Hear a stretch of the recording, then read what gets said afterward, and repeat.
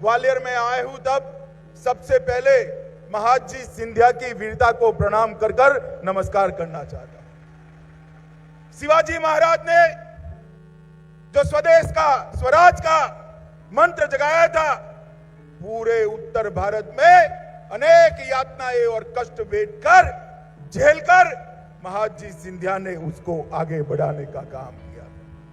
मैं भारतीय जनता पार्टी का कार्यकर्ता बड़े बचपन से हूं। यही भूमि की दो विभूति श्रीमंत विजयाराजे सिंधिया जी, राजमाता जी और हमारे कुशा भाऊ जी, भारतीय जनता पार्टी का छोटे से छोटा कार्यकर्ता भी श्रीमंत विजयाराजे जी को और कुशा भाऊ जी को कभी भूल नहीं सकता। अनगिनत उपकार ये दोनों महान विभूतियों का भारतीय जनता पार्टी और भारतीय जनता पार्टी की पीढ़ियों की कार्यकर्ताओं पर पड़े। अटल जी ने भी इसी भूमि को अपनी कर्म भूमि बनाया और अटल जी ने समग्र देश के अंदर पहली बार भारतीय जनता पार्टी के प्रधानमंत्री बनकर आज एक संदेश दिया था कि भाजपा की सरकार कैसी हो सकती है। हालांकि संयुक्त सरकार थी, फिर भी एक बड़ा संदेश उन्होंने देने का काम किया था। मित्रों, आज मैं यहां आया हूं एक आधुनिक से आधुनिक राजमाता विजयाराजे सिंधिया एयरपोर्ट का भूमि पूजन आज हम सब ने मिलकर किया है। मैं सिंधिया जी को बधाई देना चाहता हूं, क्योंकि जिस शिद्दत से साथ बारीकी से इन्होंने एयरपोर्ट का प्लानिंग किया है, मुझे लगता है देश के सबसे अच्छे हवाई अड्डों में ये हमारा ग्वालियर का एयरपोर्ट होगा। इसके साथ साथ यहां पर कई लोगों को ग्रामीण और शहरी प्रधानमंत्री आवास का लोकार्पण किया गया, उनको घर की चाबी दी। मित्रों, हम सब समझते हैं एक गरीब घर की व्यक्ति के लिए अपना घर एक स्वप्न होता है और प्रधानमंत्री जी ने चाहे शहर हो चाहे गांव हो, हर गरीब को घर मिले, ये लक्ष्य भारतीय जनता पार्टी की सरकारों के सामने रखा है।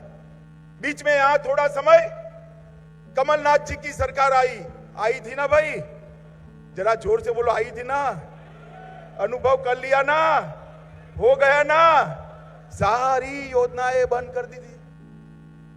प्रधानमंत्री आवास योजना के लिए ना शहरी के लिए ना ग्रामीण के लिए 4 आना भी नहीं दिया, सारी योजना बंद कर कर रख दी। फिर से शिवराज जी मुख्यमंत्री बने और आज योजना अपनी पटरी पर चढ़ गई। मैंने आते ही शिवराज जी को कहा, शिवराज जी उन्होंने जो किया वो किया, ये सारी योजनाएं थोड़ी पीछे पड़ गई है, क्या करोगे? उन्होंने कहा, मोदी जी ने कहा है द्रुत गति से करना है, तेज गति से करना है और जो नुकसान हुआ है वो भरपाई कर कर 24 के पहले लक्ष्य पूरा कर देना है। इसी तरह यहां से चंबल की नदी जा रही है भाई, ग्वालियर चंबल संभाग से ही लाखों करोड़ों गैलन पानी यहां से जमुना जी में, जमुना से गंगा जी में, गंगा जी से बंगाल तक जाता है, मगर यहां हर घर में पानी नहीं पहुंचता। प्रधानमंत्री जी ने एक योजना बनाई, हर घर नल से जल, गरीब से गरीब व्यक्ति के घर में नल से जल पहुंचाने का कार्यक्रम किया, उसको भी कमलनाथ जी ने बंद कर दिया।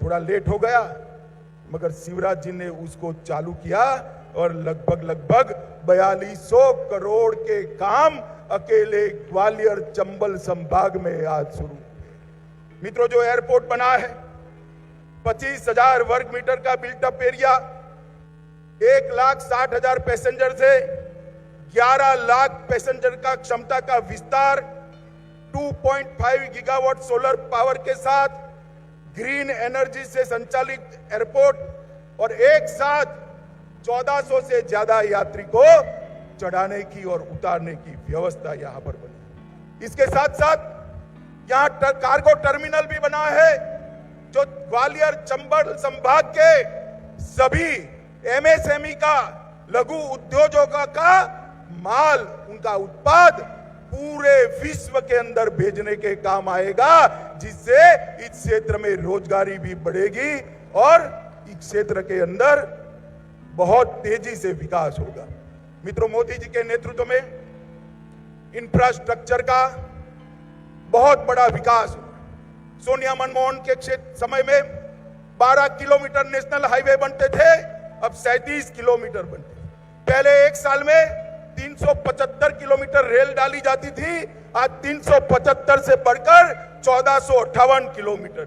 और कृषि, नरेंद्र सिंह जी बैठे हैं, कृषि का बजट जो पहले 27,000 करोड़ था, ताली बजाना जोर से, 27,000 करोड़ से बढ़ाकर 1,24,000 करोड़ रुपया कृषि का बजट। भारतीय जनता पार्टी की सरकार मोदी जी के नेतृत्व में चहुमुखी विकास की ओर आगे बढ़ रही है। माताओं, भाइयों, बहनों, सिर्फ विकास नहीं, देश की कई ऐसी समस्याएं जो वर्षों से जिसका समाधान नहीं होता था, आप मुझे बताइए, आप सभी चाहते थे या नहीं चाहते थे कि अयोध्या में भव्य राम मंदिर का निर्माण हो? जरा जोर से बोलिए, चाहते थे या नहीं चाहते थे? एक कांग्रेस की सरकारों ने कभी नहीं किया। हमें ताने लगाते थे, मंदिर वहीं बनाएंगे जिथी नहीं बनाए, बताएंगे। मोदी जी ने आपने प्रधानमंत्री बनाया दूसरे टर्म में, और तुरंत ही एक भी बूंद रक्त बहाए बगैर भव्य राम मंदिर का शिलान्यास करने का काम किया है मित्रों। और अपने जीवन काल में ही हम एक भव्य आकाश को छूने वाला राम मंदिर अयोध्या की वही भूमि पर देख पाएंगे। ये संभव मोदी जी के कारण हुआ है। शिवराज जी ने कहा कि धारा 370 हट नहीं सकती थी। मोदी जी का ही दृढ़ संकल्प और मनोबल है कि 5 अगस्त 2019 को धारा 370 से हमारे संविधान से उखाड़ कर फेंक दिया, और वो कश्मीर भारत माता का मुकुट बनकर हमारे सामने। राजपथ कर्तव्य पथ में परिवर्तित हुआ। कई सारे ऐसे काम जो कभी नहीं हो सकते थे, मोदी जी ने किए हैं। मित्रों, सिविल एविएशन क्षेत्र में भी उड़ान को लाए, और आज 2 टायर और 3 टायर के हवाई संपर्क के कारण वहां से 1 करोड़ यात्री हवाई यात्रा कर रहे हैं। ये नरेंद्र भाई ने बताया। दोस्तों, अगर हमारे वीडियो आपको पसंद आ रहे हैं तो लाइक, शेयर और सब्सक्राइब जरूर करें। अगर आप हमें फेसबुक पे देखते हैं तो फेसबुक पे शेयर जरूर करें। नमस्कार।